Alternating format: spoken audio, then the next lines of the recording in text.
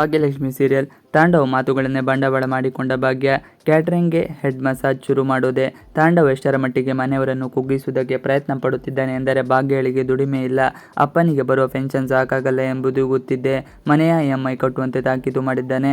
ಸ್ವಾಭಿಮಾನದಿಂದ ಬದುಕುತ್ತಿರುವವರನ್ನು ಕೆಣಕಿದ್ದಾರೆ.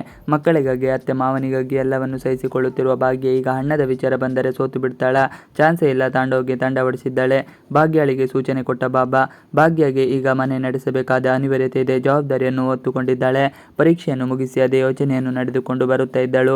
ಆಗ ಸಿಕ್ಕಿದ್ದ ಬಾಬಾ ಅವಳಿಗೆ ಧೈರ್ಯ ಹೇಳುವ ಜೊತೆಗೆ ಇಷ್ಟರಲ್ಲಿಯೇ ದುಡಿಯುವ ದಾರಿಗೂ ಸಿಗಲಿದೆ ಎಂದು ಹೇಳಿದ್ದಾರೆ. ಭಾಗ್ಯಳಿಗೆ ಅವರು ಕೊಟ್ಟ ಭರವಸೆ ದಾರಿದೀಪಗಳಾಗುತ್ತಿದೆ. ತಾಂಡವ್ ಮಾತಿಂದ ಸಿಕ್ತು ಐಡಿಯಾ. ತನ್ವಿ ಕೂಡ ಪರೀಕ್ಷೆ ಮುಗಿಸಿ ಬಂದಿದ್ದಾಳೆ. ಅಮ್ಮನನ್ನೇ ಹುಡುಕುತ್ತಾ ಬಂದ ತನ್ವಿಗೆ ರಸ್ತೆಯಲ್ಲಿ ನಿಂತಿರುವುದನ್ನು ಕಂಡಿದೆ. ಆಗ ಅಮ್ಮ ಮನೆಗೆ ಹೋಗೋಣ ಬಾ, ಮೊದಲು ನೀನು ಹಲ್ವಾ ಮಾಡಿಕೊಡು, ನೀನು ಮಾಡುವ ಅಡುಗೆ ಮುಂದೆ ನಾನು ಯಾವ ರುಚಿಯೂ ಇಲ್ಲ ಎಂದಿದ್ದಾಳೆ. ಆಗ ಭಾಗ್ಯಳಿಗೆ ನಾನ್ಯಾಕೆ ಇದನ್ನು ಸಂಬಂಧಿಸಿದಂತೆ ಬಿಸ್ನೆಸ್ ಮಾಡಬಾರ್ದು ಅಂತ ಎನ್ನಿಸಿದೆ. ಅದೇ ಸಮಯಕ್ಕೆ ತಾಂಡವ ಆಡಿದ ಮಾತುಗಳು ನೆನಪಿಗೆ ಬಂದಿವೆ. ಹೆಡ್ ಮಸಾಜ್ ಮಾಡುವಾಗ ನೀನು ಒಂದು ಕ್ಯಾಟ್ರಿಂಗ್ ಹಾಗೆ ಹೆಡ್ ಮಸಾಜ್ ಪಾರ್ಲರ್ ಓಪನ್ ಮಾಡಿಬಿಡು, ಒಳ್ಳೆ ಸಂಪಾದನೆ ಮಾಡ್ತೀಯ ಎಂದಿದ್ದ. ಈ ಮಾತುಗಳೆಲ್ಲ ಭಾಗ್ಯಳಿಗೆ ದುಡಿಯುವ ಮಾರ್ಗವನ್ನು ಹುಡುಕಿಕೊಟ್ಟಿದೆ. ಹೋಟೆಲ್ನಲ್ಲಿ ಕೆಲಸ ಹುಡುಕಿದ ಭಾಗ್ಯ ಬಂಗಾರಿಯನ್ನು ಮನೆಗೆ ಕಳಿಸಿದ್ದಾಳೆ. ನಾನು ಮಾರ್ಕೆಟ್ಗೆ ಹೋಗಿ ಬರುತ್ತೇನೆ ಎಂದು. ಆದರೆ ಕೆಲಸ ಹುಡುಕಾಟದಲ್ಲಿ ತೊಡಗಿದ್ದಾಳೆ. ಭಾಗ್ಯ ಎಂದಿಗೂ ಅತ್ತೆ ಮಾತು ಮೀರಿದವಳಲ್ಲ. ಟ್ರೈಲಿಂಗ್ ಮಾಡ್ತೀನಿ ಎಂದಾಗಲೇ ಕುಸುಮ ಬೈದಿದ್ದಳು. ಈಗ ಕೆಲಸಕ್ಕೆ ಹೋಗುತ್ತೀನಿ ಎಂದರೆ ಬಿಡುತ್ತಾಳ ಎಂಬ ಆತಂಕ ಭಾಗ್ಯಳದ್ದು. ಆದರೂ ಅನಿವಾರ್ಯತೆ ಇದೆ, ಜವಾಬ್ದಾರಿ ಹೊತ್ತುಕೊಂಡಿದ್ದೀನಿ ಅಂತ ಕೆಲಸ ಹುಡುಕಿ ಹೋಟೆಲ್ ಕಡೆಗೆ ಹೊರಟಿದ್ದಾಳೆ. ಶ್ರೇಷ್ಠಳಿಗೆ ಎಚ್ಚರಿಕೆ ಕೊಟ್ಟ ಪೂಜಾ. ಇತ್ತ ತಾಂಡವ ಆಟ ಮಿತಿ ಮೀರಿದೆ.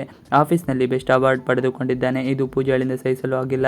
ಒಂದು ಕಡೆ ಶ್ರೇಷ್ಠ ವಿಚಾರ, ಮತ್ತೊಂದು ಕಡೆ ಅಕ್ಕನ ಸಂಸಾರದ ತಾಪತ್ರಯ. ರೊಚ್ಚುಗೆದ್ದ ಪೂಜಾ ನೇರವಾಗಿ ಆಫೀಸ್ಗೆ ಬಂದಿದ್ದಾಳೆ. ಎಲ್ಲರ ಮುಂದೆ ಬಂದು ತಾಂಡವ್ ಕ್ಲಾಸ್ ತೆಗೆದುಕೊಂಡಿದ್ದಾಳೆ. ಬಳಿಕ ಪಕ್ಕಕ್ಕೆ ಕರೆದುಕೊಂಡು ಹೋಗಿ ಶ್ರೇಷ್ಠ ವಿಚಾರವನ್ನು ಕ್ಲಾಸ್ ತೆಗೆದುಕೊಂಡಿದ್ದಾಳೆ. ಇನ್ನೊಂದು ವಾರದಲ್ಲಿ ಅದೇಗೆ ನೀವು ಶ್ರೇಷ್ಠಳನ್ನು ಮದುವೆಯಾಗುತ್ತೀರಿ, ನಮ್ಮ ಅಕ್ಕನಿಗೆ ಅನ್ಯಾಯವಾಗಲು ಬಿಡಲ್ಲ ಎಂದಿದ್ದಾಳೆ. ಹಾಗೆ ಶ್ರೇಷ್ಠಳಿಗೂ ಎಚ್ಚರಿಕೆ ನೀಡಿದ್ದಾಳೆ. ಇವಿಷ್ಟು ಇವತ್ತಿನ ವಿಡಿಯೋ. ಈ ವಿಡಿಯೋ ನಿಮಗೆ ಇಷ್ಟ ಆದರೆ ಪ್ಲೀಸ್ ಲೈಕ್, ಚಾನಲ್ ಸಬ್ಸ್ಕ್ರೈಬ್ ಮಾಡಿ. ನೀವು ನಮ್ಮ ಯೂಟ್ಯೂಬ್ ಚಾನಲ್ಗೆ ಸಬ್ಸ್ಕ್ರೈಬ್ ಆಗಿಲ್ಲ ಅಂದರೆ ಬೇಗ ಸಬ್ಸ್ಕ್ರೈಬ್ ಮಾಡ್ಕೊಳ್ಳಿ. ನಾವು ಹಾಕುವಂಥ ಎಲ್ಲ ವಿಡಿಯೋಗಳು ನೋಟಿಫಿಕೇಶನ್ ಮುಖಾಂತರ ದೊರೆಯುತ್ತದೆ. Thanks for watching video. Please like, channel subscribe our channel.